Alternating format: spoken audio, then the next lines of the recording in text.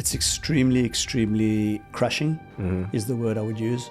To look yourself in the mirror and have a conversation with yourself and be like, I think it's over. And he said, do what you feel is right. If you feel that you can't play at that level anymore, then don't. But I was like, I had a goal in mind and I was like, you know what, I'm going to pivot. Yeah. And so the three of us opened up the very first South African restaurant in America. Yeah. In Atlanta in 1998 called 10 Degrees South. If you've ever been a professional athlete, you have the discipline to put your mind to something and focus in very much on what you want to do. What'd you do to get through? What didn't we do, man? We did everything. I'm not the kind of person that's going to go hide in the corner and just cry and be like, well, my restaurants are closed. We did what we could. Humility is a big, big part of success as an entrepreneur because you are humbled a lot. And I've been humbled many times in my life. I mean, I was the bartender in my own restaurant for many years. South Africa, your home country, is coming to Atlanta. How do you feel? I'm super excited, man. When I heard that the World Cup was taking place in Atlanta, I was super excited. Then when South Africa qualified, I was like, what are the chances? Please let them play in Atlanta. And they're playing a game in Atlanta. Yeah. And you're in the hospitality industry, so you actually get a chance to host people. How does that feel to welcome people to America from your home country in one of your establishments? I'm super excited to give them a taste of home in Atlanta. And, we've been doing the South African hospitality thing here for 30 years. So super excited to welcome not only the South Africans, but the world that's coming to Atlanta. Yeah. So take me back. We share some things in common where you were an athlete, a high-level soccer player. Tell me what your mindset was when you were growing up as a kid, pursuing soccer. What did you want to do with it? How far did you think it'd take you? So I knew I wanted to be a soccer player when I was really young. I must have been 6 or 7 years old. And when I started playing and, kind of worked my ways up through the youth ranks in South Africa and started taking it really, really serious at a young age. And by the time I was 14, I was going to be a professional soccer player. There was nothing else that was important to me, not schoolwork, not anything, even though we had to do the schoolwork and I did all that. But I knew that that's all I ever wanted to do. And that's all I ever trained towards. And I would train many hours a day towards that goal. And what's interesting, you made it though. You made it. I did, but it wasn't easy. I mean, being a professional athlete, as you know, at any level, in any sport is not easy. But I had to work really, really hard to get that professional contract. We'll fast forward a little bit because we often think about the dream, but sometimes the dream has a couple complications along the way where you end up having a severe knee injury that changed the trajectory of your career. Like, take me back to that moment. I was playing so much, and at school in those days, you also had to play rugby, you had to do track, you had to do certain things. And it was just a lot on my knees. And I ended up tearing my patella tendon. And so had knee surgery. I was always very fast. And after the surgery, I kind of lost a little bit of pace. I was out for like a whole season, like a whole year. Yeah. So coming back was very, very hard. And I just wasn't the same player. And I'd lacked a little bit of speed. But I still got to sign the professional contract and I still, but I knew instinctively that I didn't know if I was going to be able to get to the level that I really wanted to get to. Yeah. But take like, as a guy who struggled with a ton of injuries and you can see the writing on the wall that my body's not going to allow me to do this anymore, but my identity is I've always been an athlete. How do you wrap your head around that when you know this thing that you've defined was going to be your life calling since 6 isn't going to be anymore? Like, what's your identity? What do you do next?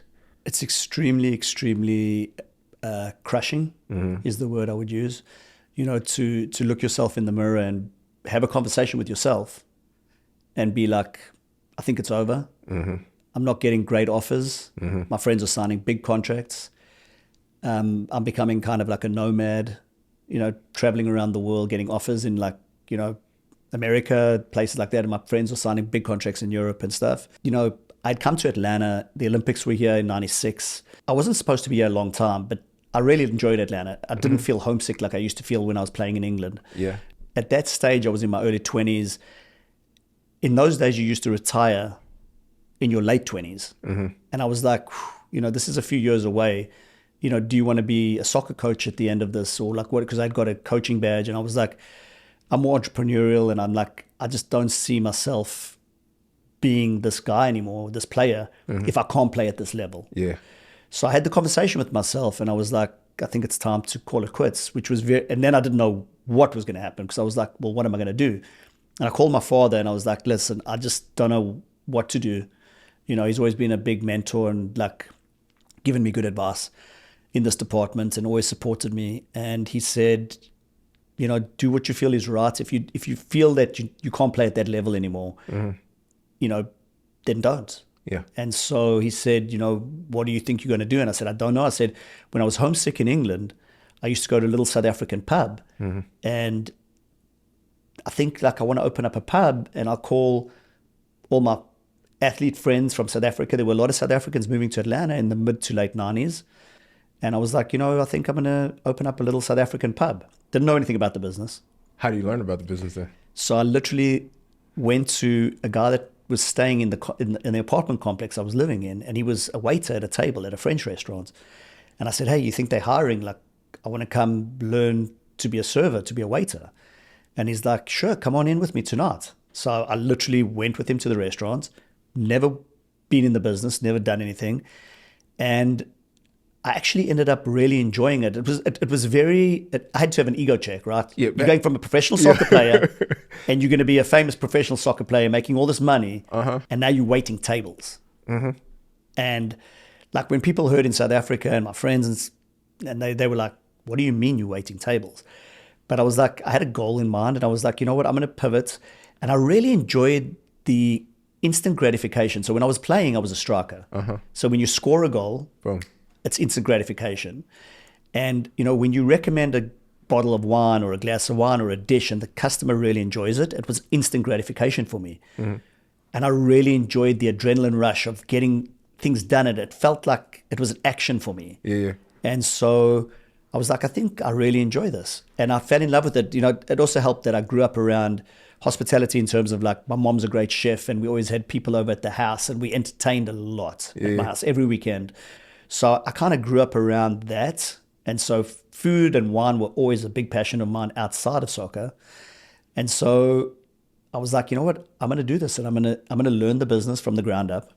Why not go back home and do it? Back to South Africa? I loved Atlanta, man. I really fell in love with Atlanta. South Africa at the time was going through a big change. It had become a much more dangerous place to live in. And, we thought about it, and my parents were going to open up a bed and breakfast in Cape Town. And Cape Town's a beautiful place. And they were like, do you want to come back here? And I was like, you know what? I think Atlanta is the future of where I want to live. I said, why don't you come here? And so they did. Yeah. And so the three of us opened up the very first South African restaurant in America, in Atlanta, in 1998, called 10 Degrees South, which is interesting because a lot of people don't know that the first South African restaurant ever was in Atlanta. You'd think it would be New York or Los Angeles or something like that. People normally say follow your passion, and that's like a double-edged sword. But you're highlighting on you put the work in a very humble way into your passion to marry that together.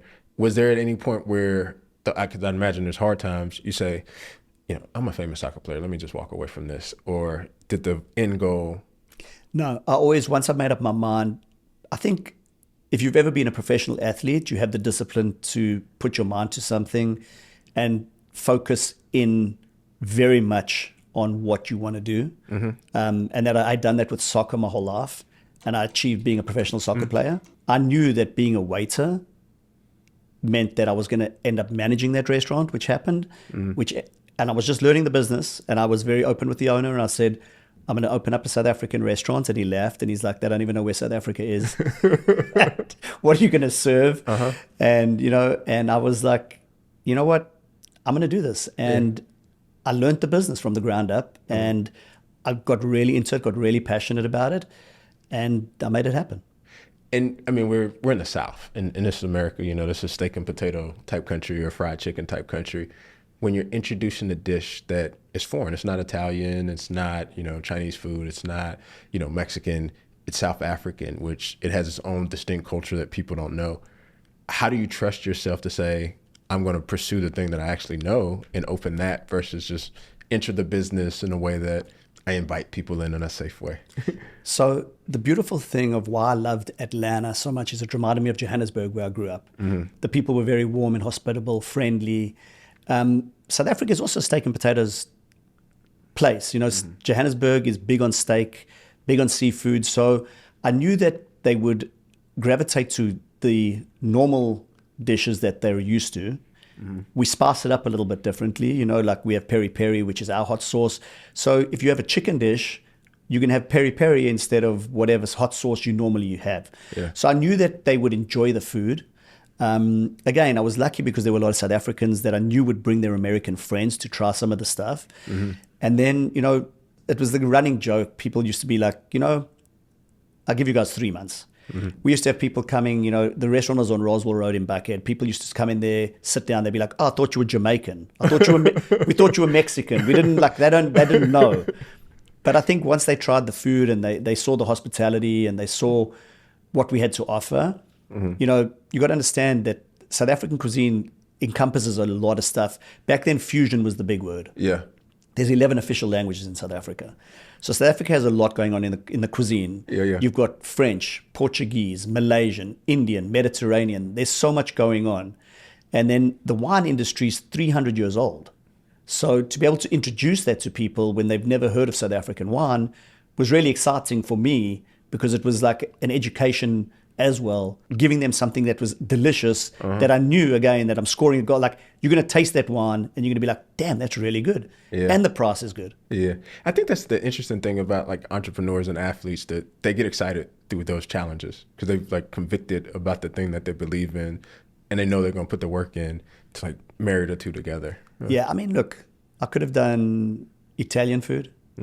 I could have done Mediterranean food. There's a lot I could have done.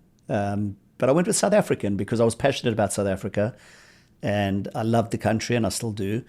And I wanted to bring that to the people of Atlanta. Yeah. So 10 Degrees South, my mom was the executive chef for 26 years and she wanted to retire and I don't blame her. Yeah. And so we actually sold that restaurant. We sold the lease and so we retired the restaurant. Yeah. And my parents are now retired. Throughout the years though, I'd pivoted and I'd gone on my own to do a bunch of different restaurants. Yebo, at Phipps Plaza, which then moved to West Paces Ferry, and then Yebo Beach Haus, which is now, in Buckhead on East Andrews.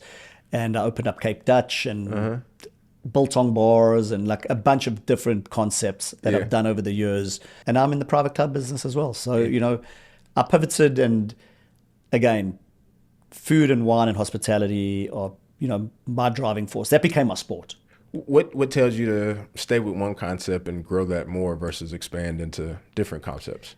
The customer tells you that. So Biltong Bar, I thought, was a great concept. We started off at Pond City Market. It started really well. I was like, I'm going to open up 50 of these around the country. And then things happened, like markets change, customers change, COVID happened. So you have to pivot. And, the beautiful thing about, I think, if you have the ability and the discipline to pivot, then you can. I'd been studying the private club business way before I'd done the biltong bars. I'd been studying the model for at least going now, it's probably about 14 years now. But at the time, before I opened, it was 12 years. Yeah. And I joined a bunch of private clubs and I traveled the world, and any private club I could visit, I would. And I really studied the business and then had to apply it to Atlanta because I wanted to be the first exclusive luxury private social club in the city. Yeah. As you think about just how you've evolved as a leader and understanding when to stay, when to be resilient, how to evolve your own personal leadership style, what goes into that now as you're, 30 years in the game? I think, you need to know, there's that famous saying that Kenny Rogers, that song, you got to know when to hold them and when to fold them. I know when to fold them. Yeah. You a lot of entrepreneurs make the mistake of chasing something that you're never going to turn around, no matter how hard you try. And at the end of the day, I want to win. Yeah. So if a concept or a business is not winning, then I really don't want to be a part of it. And I think that comes to the athlete mentality. Athletes want to win. I was a striker. I wanted to score goals. Yeah. Missing goals is not part of my makeup, and I don't ever want it to be part of my makeup. Yeah. So no matter how passionate I am about a project, if I'm not winning at it and my people aren't winning, then what are we doing? We're wasting time for what? It doesn't make sense to me. Yeah. What all have you pulled from sports that has helped you approach business?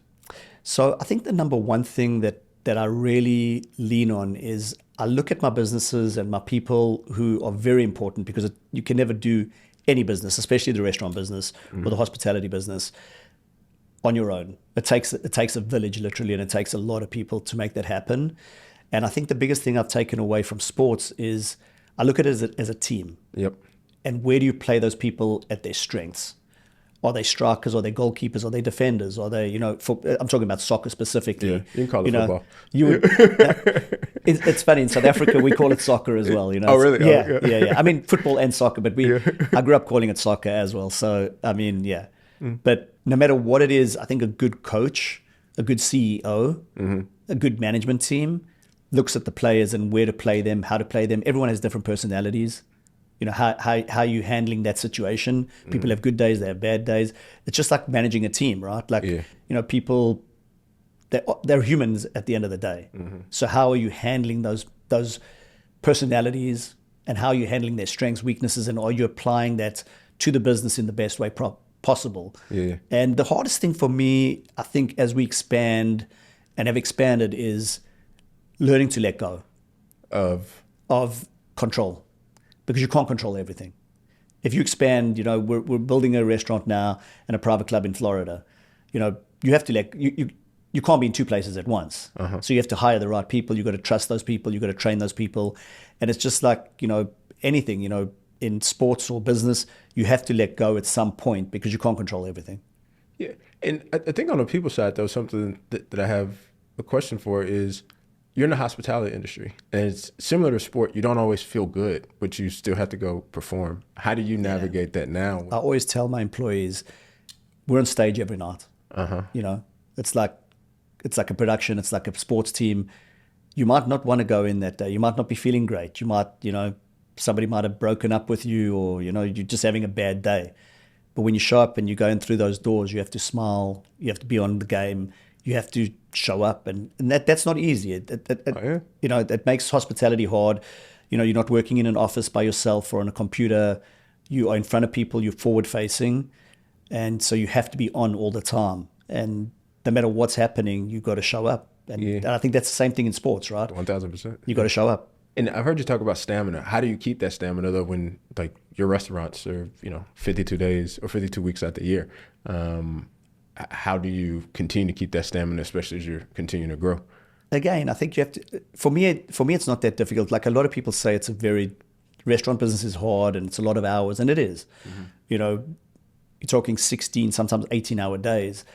But I think if you're passionate about something and you really love what you do, then it doesn't really feel like you're working as you would be in a 9-to-5 maybe, or like it's much easier when you're passionate about that job and profession, if you will, which I am. And luckily I pivoted when I did, because many years later now, in my 50s, I can look back and be like, I was heartbroken, heartbroken. But all those guys that signed those big contracts are now my age, and had to pivot too. And some of them struggle. I have friends that were professional tennis players, different athletes of different kinds, that would call me and like, I don't know what to do. I'm depressed. I don't how do I handle this? Because it's not easy. As you know.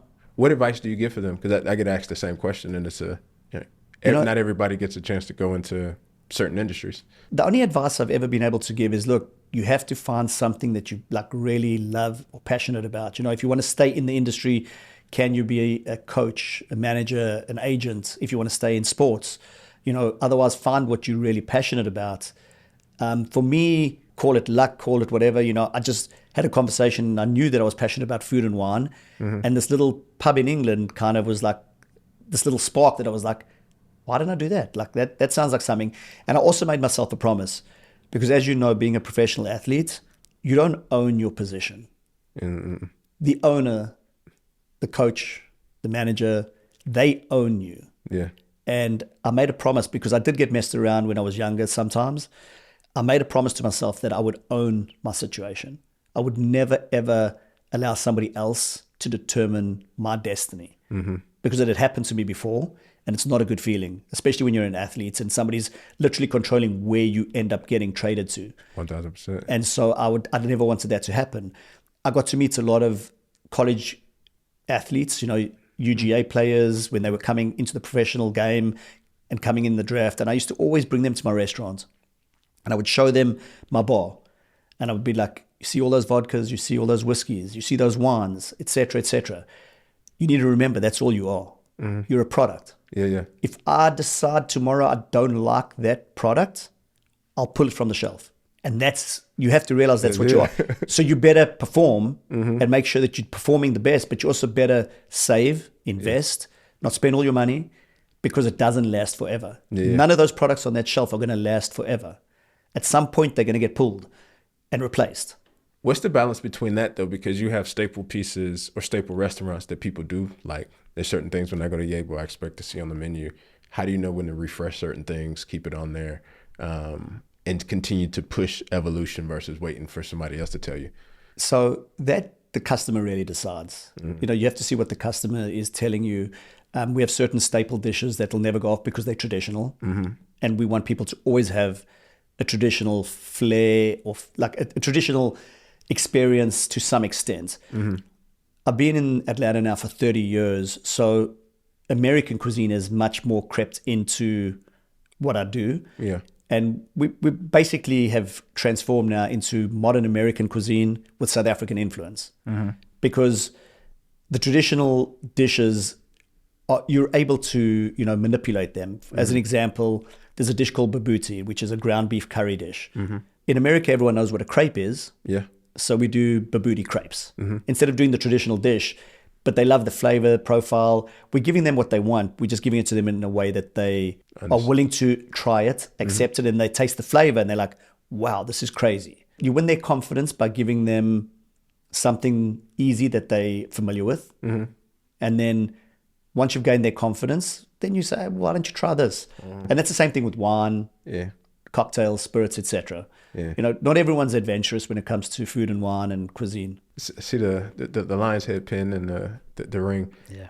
How's that experience been? I've loved it, man. I'm really hitting my stride. And ever since I was a professional soccer player, it feels I'm in my right place again in terms of what I'm doing in terms of the private club space. There's a lot of people trying to get into the private club space right now, a lot of restaurateurs, a lot of entrepreneurs. It's a very hot segment right now around the country. But I studied it, and I really, really enjoy that segment of it, because it brings in a lifestyle component to it, which encompasses travel. It encompasses everything I'm passionate about. And I love luxury, and so, and exclusivity. So it's really in my wheelhouse of what I really enjoy out of life right now. There's a lot of restaurants, there's a lot of clubs. What makes a person say, true story, like, and Justin, I want to support and go be a part of what they're doing? You'd have to ask them, man. I don't know. I think people are drawn to authenticity. I think I'm authentically who I am. I'm South African, been in Atlanta longer than I was there, but I still love both places, and I try and literally merge those two cultures together. We're about to take it to Florida, and I think it's just about being authentic and being real. I think people get real, and I think even when you're an athlete, I think if you're authentically real as a player, or I think people are drawn to that. People know real, especially today with social media. I mean, everyone's a restaurateur, everyone's a chef, everyone's a motivational speaker, everyone's a podcast. I mean, everyone can do anything these days. You can just put it on there and be like, I'm an expert. But I think people know the difference. What is success now? Being healthy. It's I'm at the age where I'm looking a lot at longevity, and expanding the Yebo and Lion's Head concepts. And I think if we can do some more of those, and I can do it while staying healthy, and I have a beautiful wife, and we live a beautiful life, and America and Atlanta's provided us with that. So, I think if we can continue on that journey, then yes, I'd call that success. I mean, look, man, I'm already grateful. I'm already blessed. And, the city has been really good to me and my family. And so, I was successful a long time ago. What's been the hardest thing you've had to overcome past or present? Two things. Getting injured. Yep. And getting through COVID with all the restaurants, having to close all those restaurants down and then reopen. What'd you do to get through? What didn't we do, man? We did everything. Again, I'm not the kind of person that's going to go hide in the corner and just cry and be like, well, my restaurants are closed. We did what we could. We were shut down, but we were allowed to be open to feed hospital workers. So we fed people on the front lines. We did like 2,500 meals a day, and we fed hospital workers. And I never left the restaurants. Yeah, I stayed in the restaurants, and whoever wanted to come in and help did, and those that didn't. And we were in there, me, my parents, my wife, some of my staff, some of my chefs, and we did what we had to do, and we personally delivered those meals. And we kept working through it, because I think that in anything in life, when you get hit with obstacles, if you don't face them head on, if you're not proactive about it, it can be a very, very scary place. And I don't think that's a good place to be in. I think you have to be brave enough. Entrepreneurship is not for the faint of heart. No. So I think obstacles come, they come every day. I have a saying, every morning, my wife knows this, I put my headgear on, my gum guard in, my boxing gloves on, and I'm like, let's go. I'm going to get hit at some point today. But it's how you hit back as well. Yeah. If you had to start over from scratch today, what would you do? Nothing, man. Nothing. Honestly, I think I'm where I'm supposed to be. I don't believe in looking back and being like, coulda, shoulda, woulda, even though my wife will tell you that I'll often say, I should have done that, I could have done that. But right now, being where we are with the private club business and, opening in Ponte Vedra and building that, I have no regrets. I'm very happy about where we are. It's interesting how people are so content in the journey was the journey. It shook out how it's supposed to shake out. And I don't want to alter any of that because of where they are. I guess, it depends when you ask as well. Maybe if you'd asked when I was closing some restaurants, I would have had a different answer. I might have been like, well, I should have done this, No, Ben, timing of when we ask that question is important. You have a very global view of just the world. How do you think that has helped you, and what do you think people can learn or adapt from trying to get a global view? So two things helped me with that. Unlike America, when you're a professional athlete, you can get a degree. So I actually got a degree in psychology, like just a BA in psychology, and then got a diploma in sports management. But that degree in psychology actually helped me a lot. It helps you with people. Yeah. And I'm in the people business, both on the employee and on the customer facing side. So you learn to read people, you learn to deal with people. So that part of it helped me. Being a professional athlete, I got to travel the world with soccer. I lived in South Africa, obviously, where I grew up. I lived in England. I was in Sweden for a short time. I was able to live in America for a long time. And when you travel the world and you get to meet different people from different cultures, I think you look at the world a lot differently. You're not wearing blinders. You see things completely differently. Yeah. And especially growing up in South Africa. I mean, I grew up during apartheid. I mean, you talk about a crazy time and a crazy place to grow up. I mean, you learn a lot out of those kind of things. You learn, don't always believe everything you read. Don't always believe everything you see in the news, in the media. Think for yourself. And I think it gives you that global view of sometimes people need to stop and really think for themselves and not believe everything they see, everything they read, and really do their research and do their homework. Learn from experience. I think experience teaches you that. What's next that excites you? Opening Ponte Vedra is really exciting. And then to see where we go from there. We're looking at different cities around the States on where we can open. We'll always do a Yebo Beach Haus and a Lion's Head where we can. Yeah. As a combination, but always focused on the private club space as our primary driver, if you will. But I like the concept of being able to serve the general public and then have an exclusive private space for people that want it, because there's a lot of people that want that privacy. Yeah. Any questions for me? So you had 2 serious injuries. Yeah. I've only had 1. Yeah. Like you had the concussion which forced you to retire, and then you had obviously your hand situation. So like, how did you pivot and how did you stay positive? The first helped the second. When I left sports, I felt very lost. And I didn't have the thing that I do now was the thing I wanted to do then, but I was scared because I would have been one of the only athletes doing it, So I'm an organizational psychologist. And so that whole idea of sports psychology is very fascinating to me, and bringing that to the corporate space. But I had such imposter syndrome leaving the corporate world. I'm like, I don't know what I can offer these CEOs and these business people. And so I went to Morgan Stanley because it was like the safe bet to do. And I got there and was like, it's great company, but this doesn't feel like me. And so when the accident happened, I felt like I had a second chance to make that right. And it was going back to, what is the thing that I'm passionate about? What is the thing that I think about in my sleep that I'm fascinated, that I'm interested in? And so that long journey started of going back to school and, sludging through that and building up experience and getting here now. And so I think it's the difference between being, influenced to do something because you think that's what you're supposed to do, and then like trusting what inspires you and going to do that. And I haven't looked back since. Next year will be 10 years of the accident. And in a lot of ways, life is more dynamic now than it was pre-accident, which is kind of cool. Do you think being an athlete helped your mindset? 1,000%. I looked at this as another injury. So we've both been injured. You've, had surgery. And so in my mind was, there's going to be a time that I have to recover, do physical therapy, all of that stuff. But you do therapy so that you can get back out and playing. You don't just do therapy just so you can heal and then do nothing with it.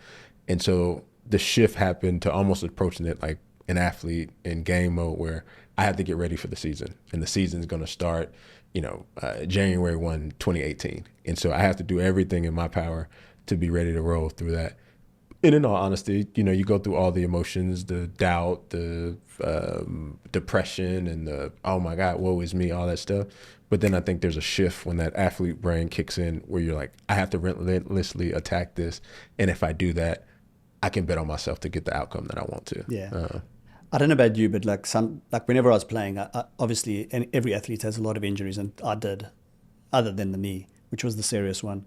But, you broken collarbone, broken leg, broken this, broken, like, you're pulling this, you're straining that. And I used to get depressed because I couldn't play. Yeah. And I used to get like really depressed. I was like, I can't believe I can't play.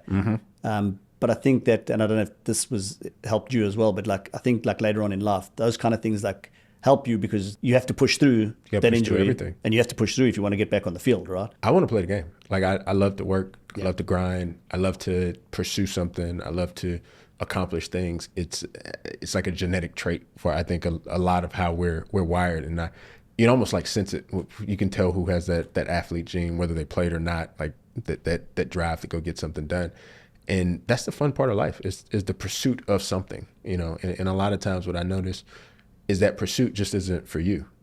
You're in the hospitality space to serve others. We're in sport to, take care of our family, or, represent our school or represent our team. And that pursuit of, I'm doing this not only for me, but it's a bigger reason. So I have to, get back out there and play, Was it hard for you to check your ego? Oh, yeah. Yeah. I think I've learned 2 things. One, you do have to change that I'm not fully an athlete. That's not the thing that I lead with, but I'm still wired like an athlete. Yeah. And so that part of me never separates. You don't play anymore, but the part of you that's still an athlete is still driving a lot of decisions. But to humble, because here's the thing, I think I was 28, 29 or something like that. And so you're entering the working world 7 years removed from everybody else. Yeah. And you're starting at the bottom of wherever you're at. And you're like, oh my God, I was just running in front of 100,000 people. Yeah. And now I'm sitting here in this cubicle with, this person that doesn't even know how to log into the computer.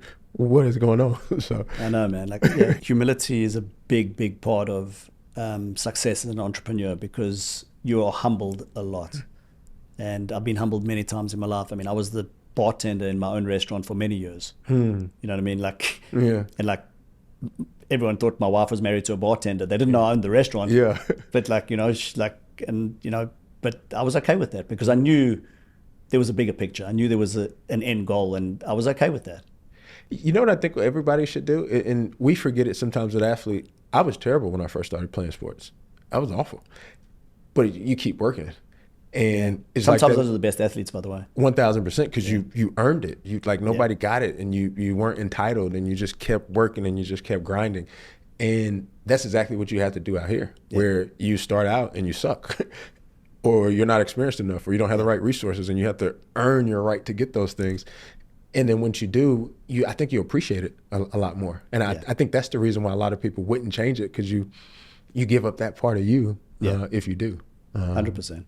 Man, this has been a blast. I'll continue to be in Yebo. I'll continue to tell people Thank you, brother. to come there. And even when I'm in Lions, the staff is always first class. And so I look forward to watching you just continue to go in your young age. So. Thank you, man. Yeah, I'm super proud of our team and what we've been able to accomplish. And again, it does take a team. It's never one person. I think that's any winning Super Bowl team, or NBA Finals, the World Cup that's coming now. It takes a team, and there's more than just, there's the coaches, there's the physios, there's a lot of people that don't get the credit for that whole win.